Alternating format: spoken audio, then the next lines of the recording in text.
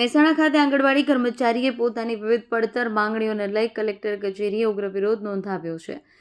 ખુલ્લા તડકામાં બેસી બહેનોએ સરકાર સામે નારાજગી વ્યક્ત કરી અને 11 માંગણીઓને સાથે આવેદનપત્ર પાઠવ્યું છે. દેશવ્યાપી હડતાલ પણ તેમને સમર્થન આપ્યું છે. મહેસાણા જિલ્લાની આંગણવાડી કાર્યકરો અને સહાયિકાઓ મોટી સંખ્યામાં એકત્રિત થઈ કલેક્ટર કચેરી ખાતે ધરણા પર બેસી ગયા હતા.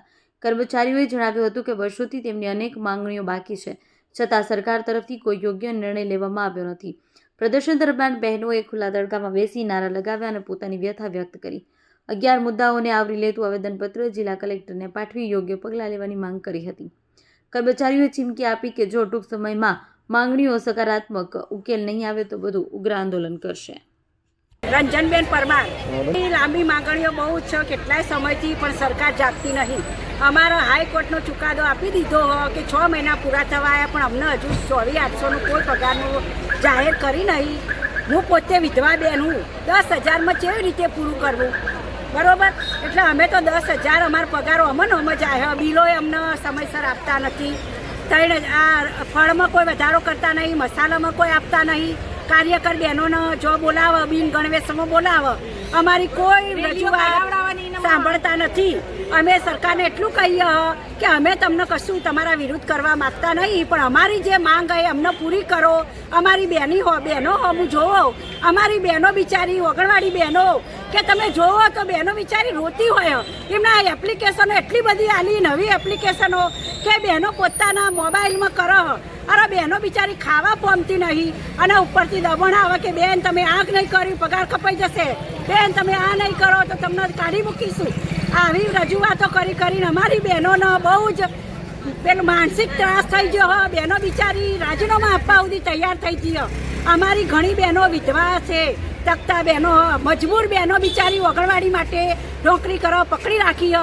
સરકારને એટલી રજૂઆત કરી કે અમારો આટલો પગાર અમને આપો, તો બહુ જ વિનંતી બસ એટલું કહેવા. અને મોબાઈલ તો અમને બંધ નવા જ આપો, નહીતર ઓનલાઈન કામગીરી બંધ કરી દો, અમે નહીં કરીએ. મારું નામ હસુમતી સોલંકી હસુમતી ચંદ્રકાંત છે. અમે અત્યારે અહીંયા પગાર વધારવા માટેની અમારે કેટલી વખત પેપરમાં જાહેર આપી દીધું, અને બધા એમ કે પગાર વચ્ચે પણ સરકાર અમારી સામે કોઈ જોતું નથી. અત્યારે 5,000માં શાકભાજી બી નહીં આવતી. કોઈ જગ્યાએ કામવાળા કામ કરવા જાય ને, એક ટાઈમ રસોઈ બનાવવા તો બી 3,000 એક ટાઈમ રસોઈ ના આપો, તો 2 ટાઈમના તો 6,000 આપી દે. અમે 5 કલાક નોકરી ગણ જઈએ, 9:30 થી 3:30નો ટાઈમ અમે રસોઈ બનાવીએ, વાસણ છોકરાઓ સંભાળવાના, કચરા પોતું કેટલું બધું કામ હોય. અમને 5,000માં અત્યારે શાકભાજી પોસાતી નથી. અમે બહેનો આવા નોકરીથી બહુ જ કંટાળી ગયા છીએ. પગાર વધશે તો અમે આગળ પેલું કરીશું. અમે હવે બહુ એટલા બધા ધરાઈ રહ્યા. અમારે પેન્શન ઘણી બહેનો તો રિટાયર બી થઈ જવા આવી. એ બહેનના પાછળનું શું વિચારવાનું? અમે ઉગ્ર આંદોલન કરવા હવે તૈયાર છીએ. હું જયશ્રી જોશી, ઘટક ખેરાલુના આંગણવાડી કાર્યકર તરીકેની ફરજ બજાવું છું. અત્યારે અમે મહેસાણા જિલ્લા પંચાયતની નજીક જ બિલાડીબાગમાં ભેગા થયા છીએ. મહેસાણા જિલ્લો એટલે કે મહેસાણા, સતલાસણા અને ખેરાલુ 3 ઘટકના બહેનો અહીંયા ભેગા થયા છીએ. આજે અમે હડતાલ ઉપર છીએ, કેમ કે સરકારશ્રી અમારી કોઈ પણ રજૂઆત કે કોઈ પણ અધિકારી અમારી રજૂઆત સાંભળતા નથી.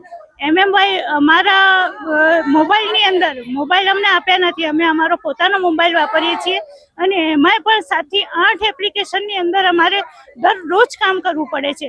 MMY, પોષણ સંગમ, પોષણ ટ્રેકર, વચ્ચે હવે તો આવ્યું AVTમાં અંદર જે ફેસ કેપ્ચર થાય છે એટલી જ બાળકોની સંખ્યા બતાવે છે. તો હવે બાળકો બેઠા હોય 25 અને અંદર સંખ્યા બતાવે 18, તો પછી બાકીના બાળકોનો સ્ટોક તે તમારે નહીં આવે. જેટલી સંખ્યા બતાવશે એટલો સ્ટોક આવશે, તો બાકીના બાળકોનો સ્ટોક અમારે શું કરવું પછી? એવું જે અમારું ફળ આપીએ છીએ સોમવાર અને ગુરુવાર, અઠવાડિયાની અંદર 2 દિવસ અમે ફળ આપીએ છીએ. તો એમાં ફ્રૂટનો ભાવ અત્યારે કેટલો બધો છે. એમ સફરજન લેવા જઈએ તો 150 થી 200 રૂપિયા કિલો આવે છે. તો અમને આપે છે 3 રૂપિયા અને 12 પૈસા. એક લાભાર્થીના 3 રૂપિયા અને 12 પૈસા. 3 રૂપિયા અને 12 પૈસામાં અમે લેવા જઈએ છીએ, અમને ખ્યાલ છે. તો હવે અમારી નમ્ર વિનંતી છે કે ભાઈ ઓફિસ જ અમને ફ્રૂટ લઈને આપે અને અમે બાળકોને આપીશું. અમે અમારી જાતે ખર્ચો નહીં કરીએ. પછી પોષણ સંગમ છે. હવે કુપોષણ હટાવવા માટે આપણે સરકારશ્રીએ પોષણ સંગમ એપ્લિકેશન બહાર પાડી છે. સરસ વાત છે, અમે એમને આવકારીએ છીએ. પણ જો પોષણ સંગમ માં કુપોષણ દૂર કરવું હોય તો અમારી સતત બાળકો ઉપર નજર રહેવી જોઈએ.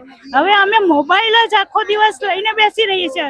9:30 થી 3:30 સુધીના અમારા સમયમાં અમે કેટલી વાર એપ્લિકેશન, એકની એક એપ્લિકેશન કેટલી વાર ખોલીએ ત્યારે અમારું કામ થતું હોય છે. ઘણી વખત નથી પણ થતું, તો પણ અમને ઓફિસ તરફથી ઠપકો આપવામાં આવે છે અને પગારો કાપવાની ધમકીઓ આપવામાં આવે છે. MMY નો જથ્થો અમે અમારા ખર્ચે કંટ્રોલ સમિતિમાંથી અમારા ખર્ચે લાવીએ છીએ. અમને કોઈ પણ વાર્ષિક ખર્ચ હજી સુધી મળ્યો નથી. અસ્તુ. માંગણીઓનો તો કોઈ એ નથી કે અમે અમારા સરકાર જોડે અમે એક માંગણી કરી હતી કે અમારા પગાર વધારો અથવા અમને સરકારી કર્મચારી ગણો, વર્ગ 3માં અમને ગણી. તો સરકારે હાઈકોર્ટમાં ગયા, અમે હાઈકોર્ટમાં ગયા, અમે હાઈકોર્ટમાં અમે ચુકાદો અમે જીતી ગયા હતા. તો એની અંદર અમને સરકારે કર્મચારી ગણવા માટે મંજૂર થઈ ગયેલું હતું. ત્યારે સરકાર ફરી હાઈકોર્ટમાં ગઈ અને ફરી હાઈકોર્ટમાં જઈ અને ફરી ડબલ બેન્ચ બેસાડી અને એ વખતે એવું થયું કે એની અંદર 24,800 અમારા આંગણવાડી કાર્યકર બહેનોને, 20,300 અમારા તેડાગર બહેનોને આપવાનું મંજૂર હાઈકોર્ટે કહી દીધું છે. હવે હાઈકોર્ટે કહી દીધું છે, તેમ છતાંય પણ આ સરકાર હજુ સુધી અમારા ખાતામાં પગારમાં 24,800 હજુ પગાર આવ્યો નથી. પ્લસ બીજું અમને મોબાઈલ આપવાની વાત કરી હતી, મોબાઈલ પણ હજુ આપ્યા નથી, તો મોબાઈલના કોઈ પૈસા પણ આપ્યા નથી. અને એના લીધે અમારી બધી બહેનોએ પર્સનલ મોબાઈલ પોતાના જાતે સ્વખર્ચે ખર્ચો કરી અને મોબાઈલો વસાવી દીધા છે અને કામગીરી કરવાની ચાલુ કરી દીધી. કેટલા સમયથી બેન તમે આ માંગણી તમારી માંગી રહ્યા? અમે તો છેલ્લા 25 વર્ષથી માંગણીઓ કરીએ છીએ. વર્ષથી તો આ હાઈકોર્ટે કહી દીધેલું છે, તેમ છતાં પણ હજુ સુધી કામગીરી કરી. તો હાઈકોર્ટના હુકમ બાદ પણ સરકાર આ હાઈકોર્ટના હુકમનો અનાદર કરી એવું તમે કહેવા માંગો? હા, 100%. આ હાઈકોર્ટનું પણ નથી સાંભળતી, આ સરકાર હાઈકોર્ટનું પણ નથી સાંભળતી. અને જો હવે એવું લાગશે કે નહીં થાય તો અમે સુપ્રીમ કોર્ટમાં પણ જઈશું. બીજી આગળની શું રણનીતિ રહે તમારી હતી? અમારે હવે સુપ્રીમ કોર્ટ સુધી અમે જઈશું અને સુપ્રીમ કોર્ટમાં જઈ અમે કાયમના કર્મચારી થઈશું. જો નહીં થાય તો અમે ગાંધીનગર પણ ધરણા કરીશું, ભૂખ હડતાલ કરીશું અને દિલ્હી પણ જઈશું. એ તો અમારી વિશ્વવ્યાપી હડતાલ તો હતી જ કે જે અમારા જે પડતર મુસીબતો માટેની અમે હડતાલ કરી હતી. પણ અમે આજે આગળ પણ હજુ હડતાલ કરીશું. જો આ બજેટ બહાર પડશે, 16 તારીખે જે બજેટ બહાર પડવાનું છે, એ બજેટની અંદર પણ અમારી કોઈ આંગણવાડી કાર્યકર બહેનોનું, આંગણવાડીનું ICDS વિભાગનું કોઈ પણ બજેટ નહીં હોય તો અમે 17 તારીખે અચોક્કસ મુદતે હડતાલ પણ ઉતરીશું. હડતાલ પાડશો તો લોકોને પણ મુશ્કેલ થશે, એ બાબતમાં શું કરશો? એ તો હવે સરકારને વિચારવાનું રહ્યું ને કે જો સરકાર, અમે દરેક કામ, અમે એટલું કામ પાયાથી કામ અમે કરીએ છીએ.